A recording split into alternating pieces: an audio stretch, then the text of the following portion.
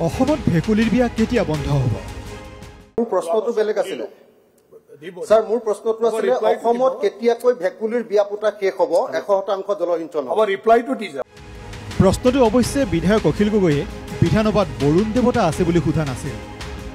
অখিল গগৈৰ লক্ষ্য আছিল জলসিঞ্চন বিভাগৰ মন্ত্ৰী অশোক সিংহল। মন্ত্ৰীয়ে নানান তথ্য গোটাই উত্তৰ আৰম্ভ কৰিলে। ৰাইজক 12 মাহে পানী দিবৰ কাৰণে ব্যৱস্থা কৰাৰ কাৰণে আমি লাগি আছো।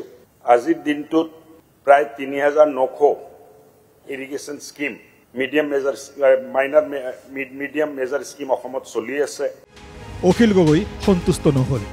ঠিক আছে, মোৰ দ্বিতীয় সাপ্লিমেণ্টাৰী প্ৰথম প্ৰশ্নটোৰ উত্তৰ দিব নোৱাৰিলে বেলেগ ডিপাৰ্টমেণ্টৰ কথা কৈ আছে স্যাৰ। বিধায়ক গগৈৰ প্ৰশ্নটো হ'ল অসমৰ সকলো কৃষিভূমিত 100% জলসিঞ্চনৰ ব্যৱস্থা কেতিয়া হ'ব? শালিক খেতিটোৰ কঠীয়া পাৰিবৰ কাৰণেও এতিয়া আমি আকাশৰ পিনে চাই থাকিব লাগে, আৰু শেষত যদি বৰষুণ নিদিয়ে তেতিয়াহ'লে অসমীয়া মানুহে ভেকুলীৰ বিয়া পাতিব লাগে। এতিয়া মোৰ প্ৰশ্নটো হ'ল যে কেতিয়াৰ ভিতৰত অসমৰ 100% কৃষি পথাৰত 100% জলসিঞ্চনৰ ব্যৱস্থা কৰা হ'ব? মন্ত্ৰী সিংহলে বিভিন্ন তথ্যৰে জলসিঞ্চন বিভাগ যে কৃষকৰ সেৱাত সমৰ্পিত হৈ আছে সেয়া দাঙি ধৰাৰ প্ৰয়াস কৰিলে। আৰু গোটেই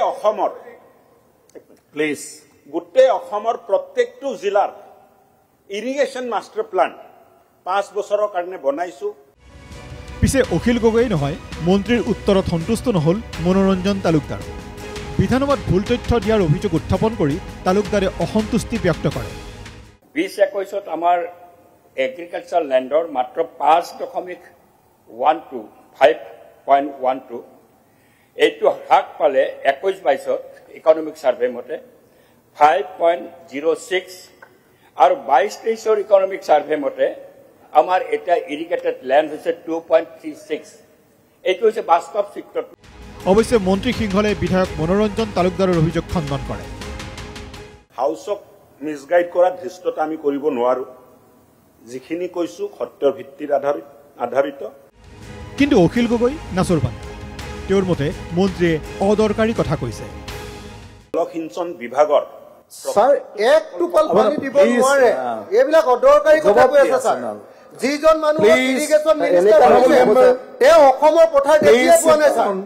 ৰাজ্যৰ কৃষিভূমিত 100% জলসিঞ্চনৰ ব্যৱস্থা কৰাৰ বাবে চৰকাৰে কি পদক্ষেপ লৈছে সেই বিষয়ে অখিল গগৈয়ে প্ৰশ্ন কৰি বিধানসভাৰ 8ম দিনটোত ব্যতিব্যস্ত কৰে জলসিঞ্চন বিভাগৰ মন্ত্ৰী অশোক সিংহলক।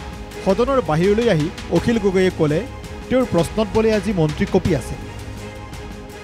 আজি জলসিঞ্চন মন্ত্ৰীয়ে মিছা কথা কৈছিলে। মোৰ প্ৰশ্নটো আছিলে যে অসমত ভেকুলীৰ বিয়া পতা কেতিয়াকৈ শেষ হ'ব?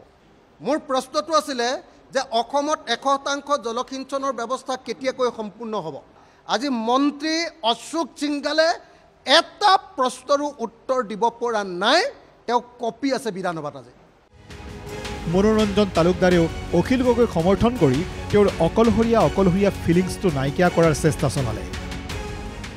জলসিঞ্চনৰ ওপৰত মন্ত্ৰীয়ে যিটো উত্তৰ দিলে সেই উত্তৰত আমি অসন্তুষ্ট হৈ পেলাই মই তথ্য সহকাৰে প্ৰমাণ কৰি দিছোঁ তেওঁ গোটেই বিধানসভাক মিছলিড কৰিছে। আমাৰ যি ধৰণৰ জলসিঞ্চনৰ অৱস্থা আমাৰ ৰাজ্যখনৰ খুবেই ভয়াৱহ। যোৱা শৰৎকালীন অধিৱেশনত মুখ্যমন্ত্ৰীয়ে কৈছিল যে এইটো বছৰত তেওঁলোকে জলসিঞ্চনক টাৰ্গেট কৰি আগবাঢ়িব।